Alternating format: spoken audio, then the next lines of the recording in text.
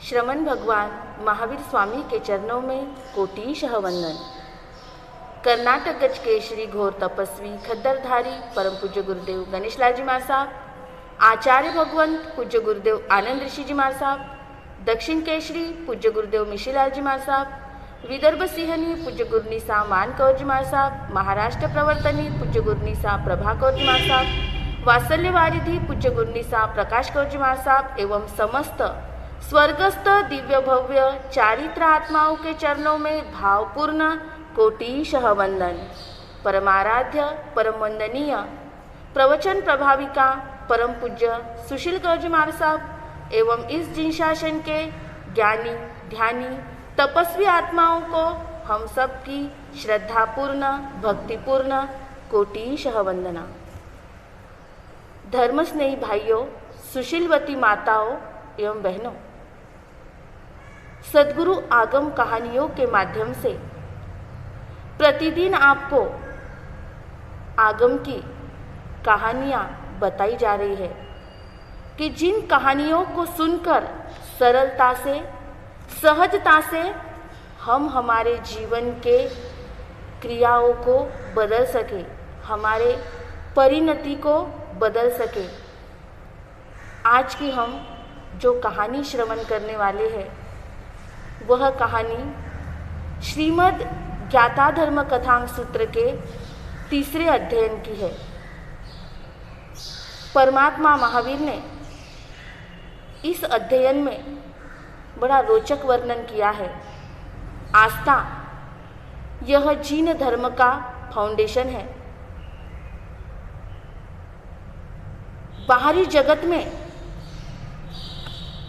पिता के बिना सहारे पुत्र अपने बुद्धि बल से धन जमा सकता है।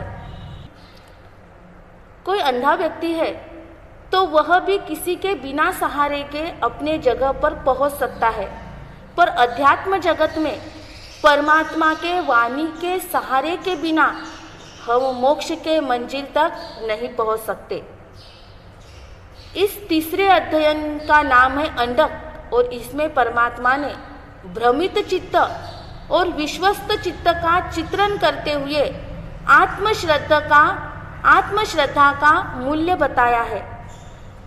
बहुत सुंदर चित्रण परमात्मा ने इस अध्ययन में किया है। श्रद्धा हमारी किस तरह से होनी चाहिए और श्रद्धा की फलश्रुति क्या होती है। चंपा नाम की नगरी थी, बड़ी सुखद और समृद्धि उस नगरी में थी और वहाँ पर जीन दत्त और सागर दत्त नाम के दो मित्र थे, जिनके बीच में एक अटूट दोस्ती थी, जिनका जन्म साथ हुआ, जिनकी शिक्षा साथ हुई, जो साथ में खेलते थे, साथ में रहते थे, बहुत ही निकट के दोस्त थे दोनों ही। हर काम जिनका साथ में ही होता था।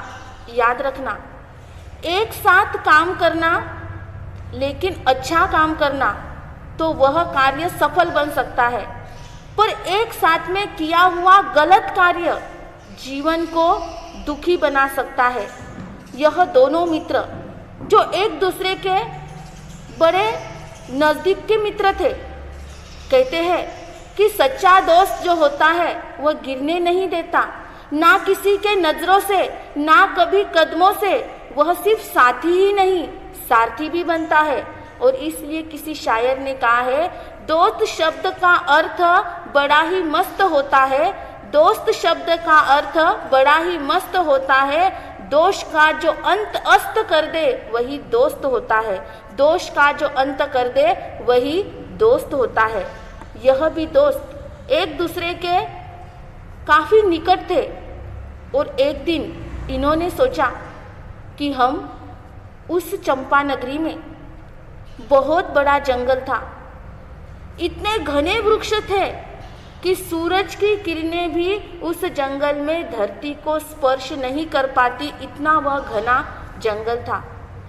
दोनों मित्रों ने सोचा, बहुत दिन हो गए हम कहीं घूमने के लिए नहीं गए, क्यों ना हम हमारे पास में जो वन है वहाँ पर जाकर वन भोजन कर ले। तो दोनों मित्रों ने अपने सेवक को कह दिया कि हम वन भोजन करने के लिए जाने वाले हैं, आप सभी तैयारी करना। दोनों समय अनुसार वन भोजन के लिए गए, भोजन किया और थोड़ा घूमने के लिए निकले।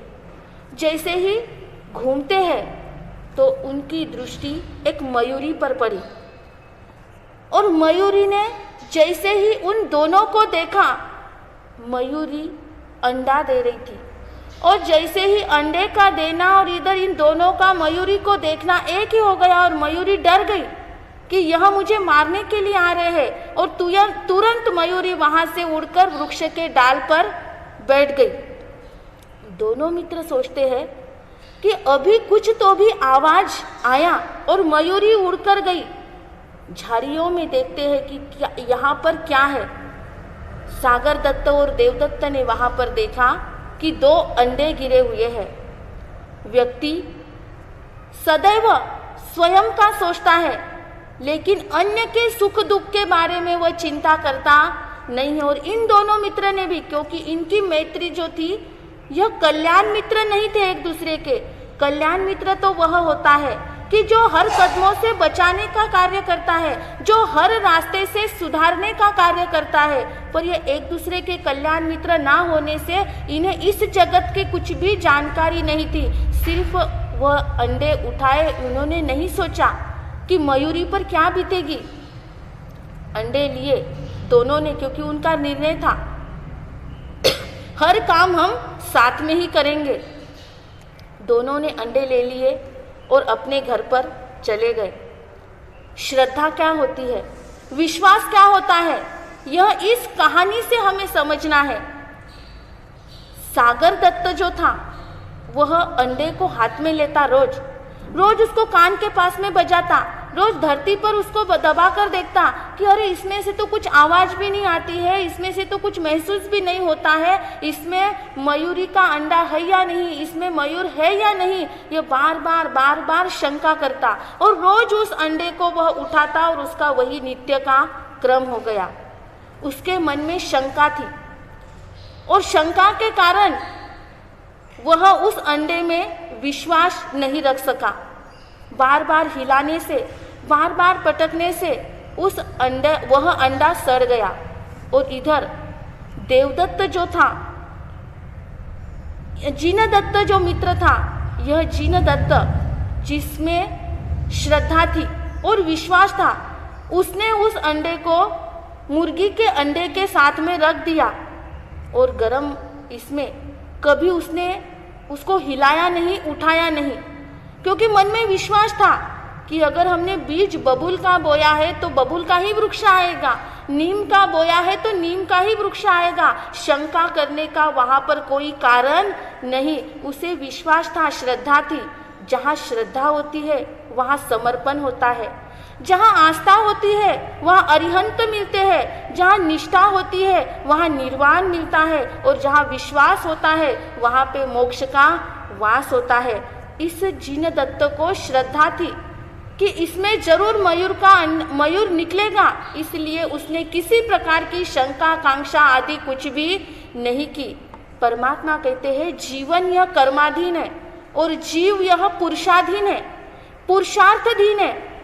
अगर जीव पुरुषार्थ करता रहे तो जीवन के कर्म भी बदल सकते हैं। और परमात्मा ने यही बात कही है कि अपने को बदलना है, हमारे पुरुषार्थ को हमें बदलना है और पुरुषार्थ करने के लिए अंतकरण के साथ में जुड़ना है, अनुकरण के साथ जुड़ना नहीं है। और यह जिनदत्त जो था उसके पास में पुरुषार्थ था, श्रद्धा थी कि यह अंडा है जिसमें मयूर जरूर निकलेगा। जब उसका समय पूरा हुआ तो सागर दत्त के अंडे में कुछ भी निकला नहीं, वह सड़ा हुआ, क्योंकि श्रद्धा नहीं थी, उसका विश्वास नहीं था। बार बार मन में शंका थी कि अंडे में मयूर है या नहीं, इसमें से बाहर निकलेगा या नहीं। शंका के कारण कुछ भी प्राप्त नहीं हुआ, लेकिन जिनदत्त के जब समय हुआ तब उसमें से मयूर बाहर निकला और जिनदत्त ने उस मयूर को मयूर पालक के पास में दिया। उसका संवर्धन करने के पश्चात जब वह मयूर थोड़ा बड़ा हो गया तब वह सागर दत्त के आंगन में खेलने लगा, नाचने लगा और सारे गली के मोहल्ले के लोग देखने लग गए, खुश होने लग गए, क्योंकि मयूर यह ऐसा प्राणी है, ऐसा जीव है कि जिसको देखते ही हमारे मन में भी खुशी आनंद हो जाता है। और वह सागर दत्त जिसने श्रद्धा रखी तो उसे अंडे से मयूर की प्राप्ति हो गई, और जहाँ पर शंका थी तो वहाँ पे कुछ भी प्राप्त नहीं हुआ। सागर दत्त पूछता है जिनदत्त को, भाई क्या बात है? तो जिनदत्त ने सारी बात समझा के बताई, पर अब पछतावा करने से कुछ भी मिलने वाला नहीं था। तो श्रद्धा थी, तो श्रद्धा के फलश्रुति में, समर्पण के फलश्रुति में, आस्था के फलश्रुति में मयूर की प्राप्ति हुई। परमात्मा महावीर ने इस ज्ञाता धर्म कथांग सूत्र की यह तीसरी कहानी हमारे सामने हमारे जीवन के बोधि को जगाने वाली है। और इस कहानी से हमें 5 शिक्षा लेना है कि जैसे हर व्यक्ति के जीवन में अविश्वास होता है और अविश्वास से वो अपनी साधना के चरम सीमा तक नहीं पहुंचता है। अविश्वास का पहला रूप है शंका। उस सागर दत्त को शंका थी कि अंडा परिपक्व होगा या नहीं। ऐसे ही साधक को शंका होती है कि मेरी साधना सफल बनेगी या नहीं। अविश्वास का दूसरा रूप है कांक्षा, कि वह अंडा परिपक्व कब बनेगा। और साधक को भी शंका होती है कि मेरी साधना कब सिद्ध होगी। कई वर्षों से मैं साधना कर रहा हूँ, लेकिन मेरी साधना कब सिद्ध होगी। अविश्वास का तीसरा रूप है विचिकित्सा, यानी वह सागर दत्त सोचता था इसमें से बच्चा निकलेगा या नहीं, कैसे होगा, क्या होगा। तो साधक भी साधना करते समय सोचता है कि मुझे मोक्ष मिलेगा या नहीं, देवलोक मिलेगा या नहीं, सम्यक दर्शन मिलेगा या नहीं मिलेगा। अविश्वास का चौथा रूप है भेद संपन्नता। और भेद संपन्नता यानी अपने उपाय पर ही अविश्वास करना। जो उपाय जैसे इसने सागर दत्त के पास में सारे उपाय थे, पर उसको क्या था, उस पर अविश्वास था। तो साधक को भी ज्ञान, दर्शन, चारित्र, तप, संयम, यह सारे उपाय परमात्मा ने मोक्ष के लिए बताए हैं, पर वह उपाय पर भी क्या करता है, अविश्वास करता है। और अविश्वास का 5वां रूप है कलुष समापन्नता, अर्थात प्राप्ति के बाद भी अविश्वास। अंडा प्राप्त हो गया लेकिन उसके बाद भी अविश्वास। तो साधना करते समय साधक के जीवन में अविश्वास होता है तो उस साधना पथ तक वह पहुंच पाता नहीं कि अंडा मिल गया, अब इससे मयूर निकलेगा या नहीं, क्रीड़ा करेगा या नहीं, इस तरह की शंका। पर जहाँ पर श्रद्धा होती है वहाँ पर श्रद्धेय की प्राप्ति निश्चित हो जाती है। और यह अध्ययन हमें यही सदशिक्षा देता है। यह कथा हमें यही प्रेरणा देता है कि हमारे जीवन में श्रद्धा का फाउंडेशन परिपक्व होना चाहिए। हमारी श्रद्धा अरिहंत पे होना चाहिए। अरिहंत पे श्रद्धा हो गई तो अरिहंत के वाणी पर भी हमारी श्रद्धा होगी, और अरिहंत के वाणी पर हमारी श्रद्धा हो गई तो हमारा जीवन सुखद बनेगा, सफल बनेगा, संपन्न बनेगा, और मोक्ष का मार्ग, सुख का मार्ग हमारा सहज और सरल बनेगा। तो आज की इस कहानी का यही सारांश है कि हमारे जीवन में श्रद्धा अत्यंत अनिवार्य है, चाहे संसारिक जीवन में हो चाहे साधक जीवन में हो। श्रद्धा का होना, आस्था का होना अत्यंत आवश्यक है। और इन कहानी को श्रवण करके हम हमारी श्रद्धा को परिपक्व बनाएंगे तो हमारा आनंद ही आनंद होगा। आशा करते हैं कि इन कहानियों को सुनकर आपके जीवन में कुछ न कुछ परिवर्तन अवश्य आया होगा। तो आज की कहानी को सुन के हमें हमारी श्रद्धा को परिपक्व बनाना है, हमें जिनदत्त बनना है ताकि मोक्ष रूपी महल हमको प्राप्त हो सके। सागर दत्त के जैसा हमें शंकाशील बनना। जहाँ शंका आ गई वहाँ पर विनाश होने के लिए देर नहीं लगती, और जहाँ पे श्रद्धा आ गई वहाँ श्रद्धेय बनने के लिए देर नहीं लगती। इसलिए परमात्मा के वाणी को श्रवण करके हम हमारे जीवन में आनंद को पाए। इन्हीं मंगल कामनाओं के साथ में जय गुरु गणेश, जय महावीर।